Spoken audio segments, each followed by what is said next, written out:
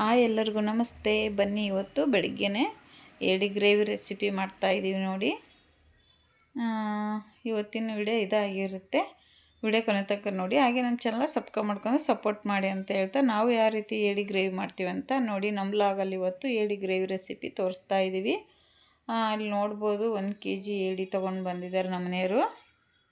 ಇದನ್ನು ಈ ಸಣ್ಣ ಕಾಲೆಲ್ಲ ಆರಿಸ್ತಾ ಇರೋದು ಏನಕ್ಕಪ್ಪ ಅಂದರೆ, ಇದನ್ನು ರುಬ್ಬಿಟ್ಟು ರಸ ಸೋಸಿ ಹಾಕಬೇಕು.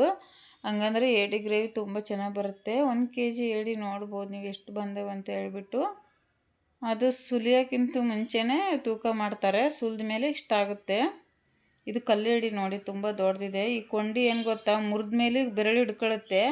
ಹುಷಾರಿಂದ ಇರಬೇಕು. ನೀವು ನೋಡ್ತಾ ಇರ್ಬೋದು ಅಲ್ಲಿ ಯಾವ ಥರ ಆಕ್ಷನ್ ಮಾಡ್ತಾ ಇದ್ದಾವೆ ಅಂತ ಹೇಳ್ಬಿಟ್ಟು. ನಾನು ಒಂದು ಸಲ ಎಲ್ಲ ಕಟ್ಸ್ಕೊಂಡಿದ್ದೀನಿ. ಇದೇ ರೀತಿ ಬಿಡು, ಎಲ್ಲ ಮುರಿದೋಗಿದ್ದಾರೆ, ಮುರಿದಿಬಿಟ್ಟಾರೆ, ಎಲ್ಲ ಸತ್ತೋವೆ ಅಂತ ಹೇಳ್ಬಿಟ್ಟು ಇಟ್ಟು ಉಪ್ಪಾಕಿ ಕ್ಲೀನಾಗಿ ಕಲಿಸ್ತಾ ಇದ್ದೆ. ಕೈ ಬೆರಳಿಗೆ ಹಿಡ್ಕೊಂಬಿಟ್ಟಿತ್ತು ಕೊಂಡಿ. ಅವಾಗಿಂದ ನಾನು ತುಂಬ ಭಯ ಪಟ್ಕೊಂಡ್ಬಿಟ್ಟು ನೋಡಿ, ಇಲ್ಲಿ ನಮ್ಮ ನೇರ ಕೈ ಕೊಟ್ಟಿನ ತೊಳೆಯೋಕ್ಕೆ. ನಮ್ಮ ನೇರೇ ಮಾಡ್ತಾರೆ ಈ ಗ್ರೇವಿ ರೆಸಿಪಿನ ನೋಡಿ. ಅವರು ನಮಗಂತೂ ತುಂಬ ಚೆನ್ನಾಗಿ ರೆಸಿಪಿ ಮಾಡ್ತಾರೆ. ಇಲ್ಲಿ ಕೊಬ್ಬರಿ ಹೆಚ್ಕೊತಾ ಇದ್ದಾರೆ, ಮತ್ತು ಈರುಳ್ಳಿ ಹೆಚ್ಕೊಂಡು ಬಿಟ್ಟಿದ್ದೀವಿ. ಹಸಿಮೆಣ್ಸಿಕಾಯಿ, ಈರುಳ್ಳಿ. 1 kg ಏಡಿ ಇಷ್ಟು ಬಂದೈತಿ. ಇದು ಕಾಲು ರುಬ್ಬೋದಕ್ಕೆ ಪುದೀನ ಕೂಡ ಹಾಕ್ಕೊಂಡು ಸ್ವಲ್ಪ ಕಾಯಿ ಹಾಕ್ಕೊಂಡು ರುಬ್ಕೋಬೇಕು. ಮಸಾಲ ಹಾಕ್ಕೊಂಬಿಟ್ಟು ಚಕ್ಕೆ ಏಲಕ್ಕಿ ಲವಂಗ ಹಾಕ್ಕೊಂಬಿಟ್ಟು ಈಗ ಮಸಾಲ ರುಬ್ಕೊಳ್ಳೋದಕ್ಕೆ ಟೊಮೆಟೊ ರುಬ್ಕೊತೀವಿ, ಮತ್ತು ಏಡಿ ಕಾಲು ಕೂಡ ರುಬ್ಕೊತೀವಿ. ಈ ಸ್ಟವ್ ಹಚ್ಬಿಟ್ಟು ಒಂದು ಕುಕ್ಕರ್ ಕೂಡ ಬಿಸಿ ಇಟ್ಟಿದ್ದೀವಿ. ಕುಕ್ಕರ್ ಇನ್ನೇನು ಬಿಸಿ ಆಗ್ತಾಯಿದೆ. ಒಗ್ಗರಣೆ ಹಾಕ್ಕೊಳ್ಳೋಣ. ಇಲ್ಲಿ ಹಸಿಮೆಣ್ಸಿಕಾಯಿ, ಈರುಳ್ಳಿ ಇಟ್ಕೊಂಡಿದ್ದೀವಲ್ಲ, ಅದು ಒಗ್ಗರಣೆಗೆ ಹಾಕ್ಕೊಳ್ಳೋದಕ್ಕೆ.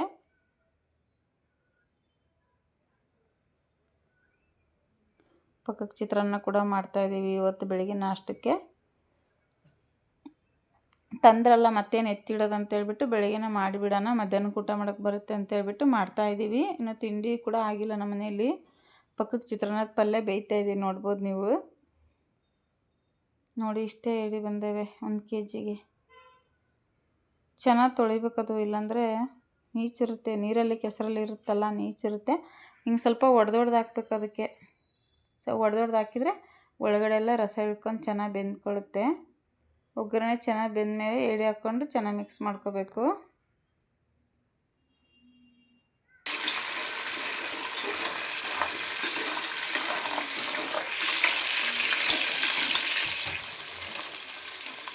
ಏಡಿ ಗಟ್ಟಿ ಇರುತ್ತಲ್ಲ, ಬೇಯಲ್ಲ. ಒಂದು 3 ಸೀಟಿ ಕೂಗಿಸ್ಕೋಬೇಕು. ಅದಕ್ಕೆ ನಾನು ಕುಕ್ಕರಲ್ಲಿ ಹಾಕ್ತಾಯಿದ್ದೀವಿ ನೋಡಿ. ಈಗ ಸ್ವಲ್ಪ ಅಷ್ಟು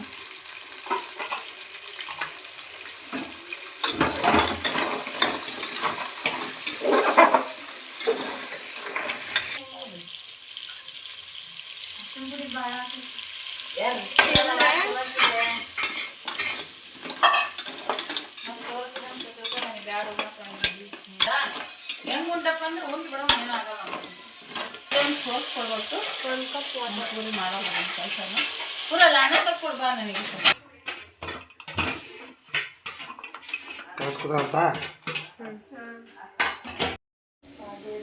ನೋಡಿ, ಏಡಿದು ಕೊಂಡಿ ರುಬ್ಬಿದ್ವಲ್ಲ, ಅದೆಲ್ಲ ಸೋಸ್ಕೋಬೇಕು. ಈ ರೀತಿ ಥರ ರಸ ತೆಗೆದು ಹಾಕಬೇಕು.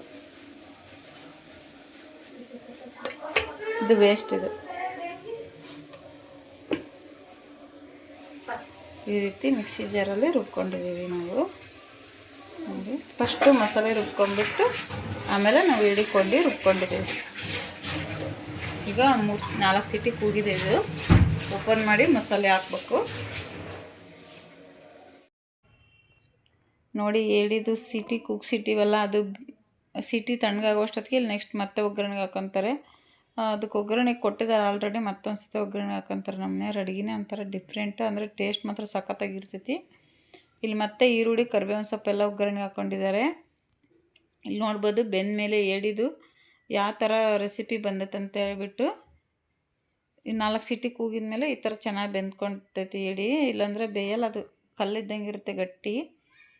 ಇಲ್ಲಿ ನೋಡಿ, ಈರುಳ್ಳಿ ಕೂಡ ಕೆಂಪಗಾಗಿದೆ. ಅದರಲ್ಲಿ ಸ್ವಲ್ಪ ಪುದೀನ ಕೂಡ ಹಾಕ್ಕೊತಾರೆ. ಪುದೀನ ಸೊಪ್ಪು ರುಬ್ಬೋದಕ್ಕೂ ಹಾಕ್ಕೊಂಡಿದ್ದಾರೆ. ಇಲ್ಲಿ ಒಗ್ಗರಣೆ ಕೂಡ ಹಾಕ್ಕೊತಿದ್ದಾರೆ. ಪುದೀನ, ಕೊತ್ತಂಬರಿ ಸೊಪ್ಪು ರುಬ್ಬೋದಕ್ಕೆ ಮತ್ತು ಒಗ್ಗರಣೆಗೆ ಎರಡಕ್ಕೂ ಹಾಕ್ಕೊಂಡಿದ್ದೀವಿ ನಾವು. ಮಸಾಲದಲ್ಲಿ ಹಾಕ್ಕೊಂಡಿದ್ದೀವಿ ಮತ್ತು ಒಗ್ಗರಣೆಗೂ ಹಾಕ್ಕೊಂಡಿದ್ದೀವಿ. ಇದು ಮಸಾಲೆ ಸೊಪ್ಪು ಚೆನ್ನಾಗಿ ಫ್ರೈ ಆಗಬೇಕಿದು ಒಗ್ಗರಣೆ. ಒಗ್ಗರಣೆ ಫ್ರೈ ಆದಮೇಲೆ ಇಲ್ಲಿ ನೋಡ್ಬೋದು ಮಟನ್ ಮಸಾಲ ಮತ್ತು ಧನಿಯಾ ಪುಡಿ ಮತ್ತು ಶುಂಠಿ ಬೆಳ್ಳುಳ್ಳಿ ಪೇಸ್ಟ್ ಕೂಡ ತೊಗೊಂಡಿದ್ದಾರೆ. ಇನ್ನೇನು ಸ್ವಲ್ಪ ಫ್ರೈ ಆಗಿದೆ ಈರುಳ್ಳಿ ಎಲ್ಲ. ಈಗ ಕೂಗಿಸಿಟ್ಕೊಂಡಿದ್ವಲ್ಲ ನಾವು ಚಿಕನಿಂದು ಅಲ್ಲತ್ತು ಹೇಳಿದ್ದು ಸಾರಿ, ಅದನ್ನು ಕೂಡ ಹಾಕ್ಕೊಂಡ್ಬಿಟ್ಟು ಚೆನ್ನಾಗಿ ಮಿಕ್ಸ್ ಮಾಡ್ಕೋಬೇಕು. ಈರುಳ್ಳಿ ಎಲ್ಲ ಹಾಕಿದ್ವಲ್ಲ ಅದೆಲ್ಲ ಕುಕ್ಕರ್ಗೆ ಅಂಟ್ಕೊಂಡಿತ್ತಲ್ಲ ಅದೆಲ್ಲ ತೆಗೆದುಬಿಟ್ಟು ಹಾಕ್ಕೊಂಡಿದ್ದೀವಿ. ಈಗ ಚೆನ್ನಾಗಿ ಮಿಕ್ಸ್ ಮಾಡ್ಕೋಬೇಕು. ಇದು ಒಂದು ಕುದಿ ಕುದ್ಮೇಲೆ ನಾವು ಮಸಾಲೆಗಳೆಲ್ಲ ಹಾಕ್ಕೋಬೇಕು.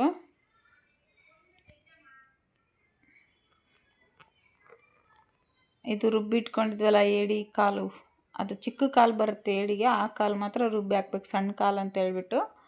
ಮತ್ತು ಕೊಂಡಿ ಏನು ಹಾಕೋಂಗಿಲ್ಲ, ಕೊಂಡಿ ರುಬ್ಬಂಗಿಲ್ಲ, ಕೊಂಡಿ ಒಟ್ಟಿ ಏನೂ ರುಬ್ಬಂಗಿಲ್ಲ, ಹಂಗೆ ಮಾಡೋದದು. ಇಲ್ಲಿ ನೋಡಿ ಅದಕ್ಕೆ ಕಾಲಿಂದ ರಸ ಹಾಕಿರ್ತೀವಲ್ಲ ಅವಾಗೆಲ್ಲ ಚೆನ್ನಾಗಿ ಮಿಕ್ಸ್ ಮಾಡ್ಕೋಬೇಕು. ಈ ಕಾಲದ್ದು ರಸ ರುಬ್ಬಿ ಹಾಕೋದ್ರಿಂದ ಒಂಥರ ನೆಗಡಿ ಜಡ್ಡಾಗಿರುತ್ತಲ್ಲ, ಜ್ವರ ಶೀತ ಎಲ್ಲ ಹೋಗುತ್ತೆ. ಈ ಮಳೆಗಾಲದಲ್ಲಂತೂ ಏಡಿ ಗ್ರೇವಿ ತಿಂದರೆ ತುಂಬ ಚೆನ್ನಾಗಿರುತ್ತೆ. ಈ ಮಸಾಲ ಕೂಡ ಹಾಕೊಳ್ಳೋಣ. ಮಸಾಲ ಹಾಕ್ಕೊಂಡ್ಬಿಟ್ಟು ಮಿಸ್ ಆಗಿ ಅದರಲ್ಲೇ ಬಿದ್ದುಬಿಡ್ತು ಬೌಲು. ಮಸಾಲ ಹಾಕ್ಕೊಂಡ್ಮೇಲೆ ನಾವೀಗ ಟೊಮೆಟೊ ರುಬ್ಬಿದ್ದು ಕೂಡ ಹಾಕ್ಕೊಂಬಿಡೋಣ.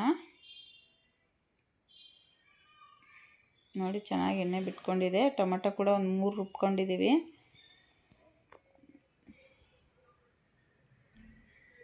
ಇವಾಗ ಚೆನ್ನಾಗಿ ಮಿಕ್ಸ್ ಮಾಡ್ಕೊಂಡು ಕುದಿಯೋದಕ್ಕೆ ಬಿಟ್ಬಿಡೋಣ. ಇಲ್ಲಿ ನೋಡ್ಬೋದು ಒಂದು ಕುದಿ ಕುದ್ಮೇಲೆ ಇಲ್ಲಿ ಶುಂಠಿ ಬೆಳ್ಳುಳ್ಳಿ ಪೇಸ್ಟ್ ಹಾಕ್ಕೊತಾ ಇದ್ದೀವಿ.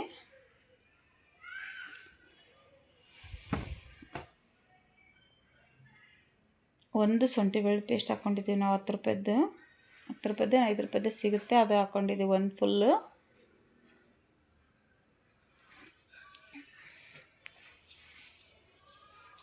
ಚೆನ್ನಾಗಿ ಕುದೀತದೆ ನೋಡಿ ಇವಾಗ ಗ್ರೇವಿ.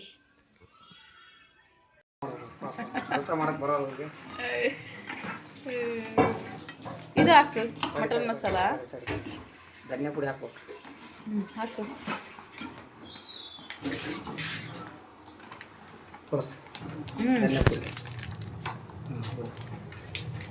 ಇದು ಪ್ಯಾಕೆಟ್ ಒಂದು ಸ್ವಲ್ಪ ಬರೆಯಪ್ಪ, ಬರಲ್ಲ ಅದು. ಧನಿಯಾ ಪುಡಿ,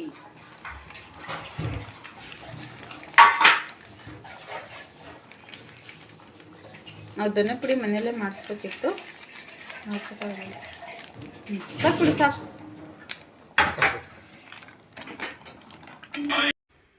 ಧನಿಯಾ ಪುಡಿ ಹಾಕಿದ ಮೇಲೆ ಚೆನ್ನಾಗಿ ಮಿಕ್ಸ್ ಮಾಡ್ಕೊಳ್ಳೋಣ. ಚೆನ್ನಾಗಿ ಮಿಕ್ಸ್ ಮಾಡ್ಕೊಂಡ್ಮೇಲೆ ಲಾಸ್ಟಿಗೆ ಮಟನ್ ಮಸಾಲ ಕೂಡ ಹಾಕ್ಕೊತಾ ಇದ್ದೀವಿ. ಎಲ್ಲ ಪೌಡ್ರುಗಳು ಹಾಕ್ಕೊತಾನೆ ಚೆನ್ನಾಗಿ ಕುದಿಸ್ಕೊಂಡ್ಬಿಡ್ಬೇಕು. ಹಂಗಾದ್ರೆ ಗ್ರೇವಿ ತುಂಬ ಚೆನ್ನಾಗಿ ಬರುತ್ತೆ. ನೋಡಿ ಇಲ್ಲಿ ಈ ಥರ ಚೆನ್ನಾಗಿ ಮಿಕ್ಸ್ ಮಾಡ್ಕೋಬೇಕು. ನೋಡಿ ಗ್ರೇವಿ ನೀರು ಥರ ಇತ್ತು, ಎಷ್ಟು ಗಟ್ಟಿ ತಿಕ್ನೆಸ್ ಬಂದಿದೆ ಅಂತ ಹೇಳ್ಬಿಟ್ಟು. ಇನ್ನೊಂದು ಸ್ವಲ್ಪ ಹೊತ್ತು ಕುದಿಸ್ಕೊಂಡ್ರೆ ಗ್ರೇವಿ ರೆಡಿ ಆಗುತ್ತೆ. ಮತ್ತು 4 ಸೀಟಿ ಕೂಗಿಸ್ಕೊಂಡಿದ್ವಲ್ಲ ನಾವು, ಹಂಗಾಗಿಬಿಟ್ಟು ನೆಕ್ಸ್ಟ್ ಏನು ಜಾಸ್ತಿ ಬೇಯಿಸೋ ಅವಶ್ಯಕತೆ ಇಲ್ಲ. ಆದರೂ ನಾವು ಜಾಸ್ತಿನೇ ಒಂದು ಅರ್ಧ ಗಂಟೆ ಅಂತೂ ಬೇಯಿಸಿದ್ದೀವಿ. ಒಂದು 4 ಸೀಟಿ ಕೂಗಿಸಿರೋದು ಅಲ್ಲದೇ ಮತ್ತು ಅರ್ಧ ಗಂಟೆ ಬೇಯಿಸಿದ್ದೀವಿ. ಇವಾಗ ನಮ್ಮ ಏಡಿ ಗ್ರೇವಿ ರೆಡಿಯಾಗಿದೆ. ನಿಮಗೆ